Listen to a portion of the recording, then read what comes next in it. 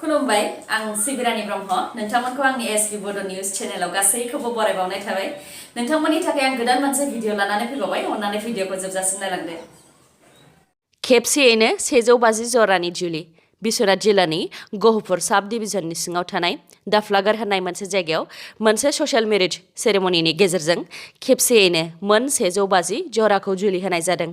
बे गोथार जुलिखौ दाफ्लागारनि भाबानि थानसालियाव गाजा गोमजायै खुंनाय जादों आरो गोबां सुबुंफोरानो बे जुलि होनाय हाबाफारियाव नुजाफैनानै मोन 150 जरानि जुलिखौ मेहेर गोनांसिन खालामफैदों। बे हाबाफारिखौ गोरिब सुबुंफोरनि थाखाय खुंनाय जादों आरो बे हाबाफारिया गहपुरनि सासे समाज सिबियारि हेमन्त विजय महन्त बिथांनि दैदेननायाव जादों। समाज सिबियारि हेमन्त विजय महन्त बिथाङा बुंबावदों दि मोनफ्रोम दान मोननैनि उनावनो बेबायदि जुलि खालामनानै होनाय हाबाफारिखौ खुंनाय जागोन। इन्डियान सुपार लीग ISLआव मैया हायद्राबाद FC आरो चेन्नाइनि गेजेराव फुटबल गेलेनाया जादोंमोन। मैयानि बे गेलेनायाव हायद्राबाद FCआ गल 2 सोनानै देरहासारनो हादों। बेराफारसे चेन्नाइना गलसेबो सोनो हायाखै। दासान्दि ISLनि टेबोलनि फारियाव दङ सेथियाव मुम्बाइ FC, नैथियाव दङ एटिके महन, थामथियाव दङ हायद्राबाद, ब्रैथियाव दङ गवा, बाथियाव दङ नर्थ इस्ट, दथियाव दङ चेन्नाइयन। मख'नो गोनांदि मैयानि सानावनो एटिके महन बागान आरो केरेला ब्लास्टार्सनि गेजेराव फुटबल गेलेनाया जादोंमोन। मैयानि बे गेलेनायाव एटिके महना गल 3 आरो केरेलाया गल 2 सोनो हादों। क'क्राझार जिल्लानि चैबारियाव जुवारि आरो पुलिसनि गेजेराव दुंहाव थासारि। चैबारि साहा बागाननि दालवाबारियाव मोनफ्रोमबो रबिबाराव उदाङै जुवा गेलेनाया जाबोदों। जुवा गेलेनानै ओनसोलखौ गाज्रि खालामनायनि थाखाय माखासे दोलो आफाद आरो सांग्रां सुबुंफोरा पुलिसनो खौरां हरनायाव पुलिसआ जायगायाव फैनानै नुजाथिफैदोंमोन। पुलिस हान्जाखौ नुनानै जुवारिफ्रा दसे सम खारदोंमोनब्लाबो उनाव 50निबो बारा सुबुंफोरा गारिजों फैफिननानै पुलिसफोरखौ बेंखनफैफिनदों। पुलिस हान्जाया बेबायदि जाथाय जानायनि थाखाय उदाङावनो माखासे राउन्ड गुलि गावनोबो गोनां जादों। बे जाथायाव पुलिसआ जुवानि बेसादफोरखौ बोखांनो हादोंमोनब्लाबो दायनिगिरिफोरखौ हमनो हायासै। उननि समाव नायबिजिरनायनि गेजेरजों दायनिगिरिफोरखौ हमगोन होननानै बुंथिदों क'क्राझार जिल्लानि लेङाइ पुलिस बिबानगिरि पुनजित नाथ बिथाङा। हाखौ लानानै बेले बेजेनि थाखाय जिउ खोमानो गोनां जादों सासे बर' लाइमोना। मुङा बिपुल रामसियारि, 38 बोसोर बैसोनि। बे जाथाया उदालगुरि जिल्लानि टंलानि बरथलायाव जादों। बुथारग्रा दुथांनि मुङा रबेन्द्र मित्रा। हाखौ लानानै बेले बेजे जानायनि थाखायनो बे जाथायखौ जादों होननानै बुंथिदों ओनसोलनि सुबुंफोर आरो टंलानि पुलिसआ। जाथाय जानाय सानखालि बिपुल रामसियारिया स्कुटिजों मुलि लायनो थाखाय न'निफ्राय ओंखारलांदोंमोन। बेयावनो दुथां रबेन्द्र मित्राया लावथिजों बुनानै बिपुल रामसियारिखौ गोब्राब जखम खालामदों। उनाव बिपुल रामसियारिखौ फाहामथायनि थाखाय हस्पिटालाव लांनायाव बिथाङा हस्पिटालावनो जिउ गोमाहैदों। खौरांनि बायदिब्ला बिपुल रामसियारिया थांनाय 2 बोसोर सिगाङावनो 1 बिघा हाखौ रबेन्द्र मित्रानिफ्राय बायदोंमोन। फानखांनाय हाखौ लानानैनो रबेन्द्र मित्राया सम सम बिपुल रामसियारिनिसिम फैनानै बुथारनाय, गावथारनायनि धमकी होफैयोमोन। धमकी होनाय बायदियैनो दुथां रबेन्द्र मित्राया थारैनो बिपुलखौ थैजासे बुदों। जाथायनि उनाव दा दुथां रबेन्द्रआ खारखोमानानै दङ। पुलिसआ दा जाथायनि सायाव दायनिगिरिखौ हमनो थाखाय गोख्रोङै नायबिजिरगासिनो दङ आरो जिउ गोमानाय बिपुल रामसियारिनि गोथै देहाखौ दा पस्टमर्टेमनि थाखाय दैथायहरनाय जाबाय। गुवाहाटीआवबो बाइक एक्सिडेन्टजों सासे बर' सुबुंनि जिउ खहा। जिउ गोमानाय सुबुंनि मुङा रतन बर'। बिथाङा बेहेरबारिनि सनकुथि ओनसोलनि। रिपर्टनि बायदिब्ला रतन बर'आ गुवाहाटीनि गरचकनिफ्राय गंसे बाइकजों फैगासिनोमोन। गोबारै सालायबोनाय बाइकनि स्पिड एबा गोख्रैथिखौ सामलायनो हायैनि थाखाय दोनथ'नाय गारियाव सौख्रांफैदों। बे जाथायाव रतन बर'आ जायगायावनो जिउ गोमादों। भिडिअखौ जोबजासिम नायलांदो लोगोसे नोंथाङा दासिमबो आंनि चेनेलखौ साबस्क्राइब खालामाखैबा अन्नानै साबस्क्राइब खालामदो लोगोसे बेल आइकनखौबो क्लिक खालामदो जाहाथे गोदान भिडिअ लानानै आं फैयोबा नोंथांनाव सिगांग्रो नटिफिकेसन सौफैयो। मिरु एबसुनि 53थि बोसोरारि जथुम्माया मैया जोबनानै थांबाय। सानथामनि हाबाफारिजों बिश्वनाथ जिल्ला गहपुर हालामनि बरपुखुरि मुंख्लं फोथाराव खुंजानाय बे जथुम्मायाव गुबुन बोसोरनि बायदियैनो देंखो मु 1, 2, 3 बादायलायनायाबो जादोंमोन। जांख्रिथायारि देंखोगिरि दैख्रं खुंगुर गोसोखांथि देंखो मु 1, 2, 3आव सेथि बान्थाखौ मोननो हादों नलबारि जिल्लानि हिमानि बर'।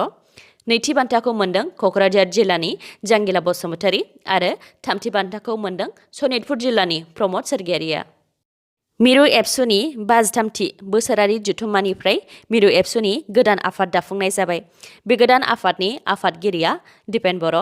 लेङाइ आफादगिरि खोरोमदाव औवारि आरो रोमदान बसुमतारि, गाहाय नेहाथारि खनेन्द्र बसुमतारि, लेङाइ गाहाय नेहाथारि कास्टम बसुमतारि, नेहाथारि रंगिना बरगयारि, निजोम बसुमतारि, बिरदाव बसुमतारि, आनन्द दैमारि, बुंथिगिरि जनक उजिर, हारिमु नेहाथारि दिलीप नार्जारि, सोलोंथाइ नेहाथारि सोमावसार बसुमतारि, लेङाइ सोलोंथाइ नेहाथारि रमिय कुमार बसुमतारि, रांगिरि दिनेश ब्रह्म।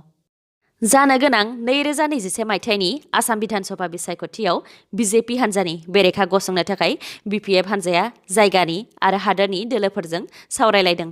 बे खोथाखौ बुंथिदों BPF दोलोनि गाहाय नेहाथारि प्रबिन बर' बिथाङा।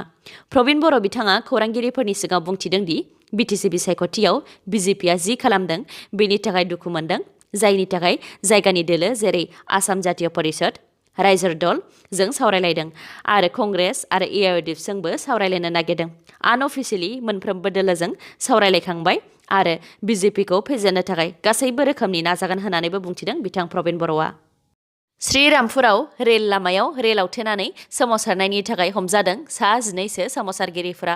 पुलिसा बुंथिनाय बायदिब्ला सान्थालि एबा सावथालफोरनि आदिबासि सेनगेल अभियान मुंनि आफादा गावसोरनि माखासे दाबिखौ लानानै श्रीरामपुराव रेल लामा जथेदोंमोन आरो आखाइ आखाइ बेनार प्लेकार्ड लानानै आसाम सोरखारनि हेंथायै सोमावसारदोंमोन। बिथांमोननि दाबिनि माखासेया जाहैबाय बिथांमोननो ST स्टेटास होनाय आरो फरायसालिफोराव सान्थालि रावखौ थिसननाय। बेनि अनगायैबो माखासे दाबिखौ लानानै बिथांमोनहा सोमावसारदोंमोन। बे रेल लामा जथेनानै सोमावसारनायनि थाखाय पुलिसनियाव गनायथिबो बिदोंमोन बिथांमोनहा, नाथाय पुलिसा बेबायदि रेल लामा जथेनानै सोमावसारनायखौ आयेननि बेरेखा होनानै गनायथि होआखैमोन। गनायथि गैयालासे सोमावसारनायनि थाखायनो गोख्रों पुलिसनि हान्जा लानानै सोमावसारनायफोरनि सायाव लावथि सिबनो गोनां जादों आरो बे दायाव सा 19सो सोमावसारग्राफोरखौ हमनो गोनां जादों। रिपर्टनि बायदिब्ला थासारिया दसे उनावनो मोजाङाव फैफिनदों। जम्मु एन्ड काश्मीराव साद' उदखारिखौ हमनो हादों। जम्मु एन्ड काश्मीरनि पुलिस आरो इन्डियान आर्मिनि जइन्ट अपारेशनजों लाश्कार-इ-मुस्ताफा उदखारि हान्जानि 2 उदखारिजों लोगोसे 4 हेफाजाबगिरिफोरखौ बिजबेहेरा ओनसोलनि दनिपरा चेक पइन्टनिफ्राय हमनो हादों। हमजानाय लाश्कार-इ-मुस्ताफा उदखारि हान्जानि 2 उदखारिफोरनि मुङा फारियै इमरान आहमद हाजाम आरो इरफान आहमद आहंगेर। पुलिसफोरा बिसोरनिफ्राय 2 पिस्टल, 3 मेगजिन आरो 116 गोथां गुलिफोरजों लोगोसे गंसे एल्ट' कारखौ हमनो हादों। सोंनाय फिन्नाय लानायनिफ्राय मिथिनाय बायदिब्ला उदखारिफोरा श्रीनगर जम्मु नेशनेल हाइवे बिजबेहेरा मुंनि जायगायाव रैखाथि बिफानखौ थांखिनानै IED बेफ्रुहोनायनि मोनसे थांखि लादोंमोन। मख'नो गोनांदि लाश्कार-इ-मुस्ताफा आफादा जैश-इ-महम्मदजोंनो दैदेनजानाय मोनसे आफाद। गान्दानि गाग्लोबनायाव सासे हाग्रा बिफानाव मावग्रा मावथिनि जिउ खहा जादों। बे जाथाया काजिरङा नेशनेल पार्कनि अग्राथलि ओनसोलाव जादों। जिउ गोमानाय मावथिनि मुङा महेश्वर हाजरिका। बिथाङा काजिरङा नेशनेल पार्कनिनो मावथिमोन आरो बिथाङा काजिरङानिनो बसागावनिमोन।